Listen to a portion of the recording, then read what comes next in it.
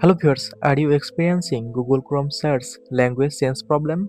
When you search for something in Google Chrome browser, it's showing text in another language that is not set as your language.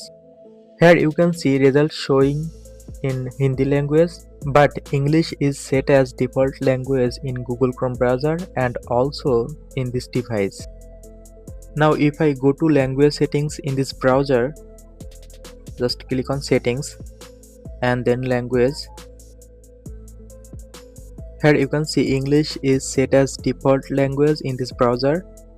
Now I will show you how to fix it. So let's start. For solving this problem, first of all just click on search bar and search for Google. Now click on Google. Here you will see many languages. Just select preferred language that you want. I selected English. Now go back and search something.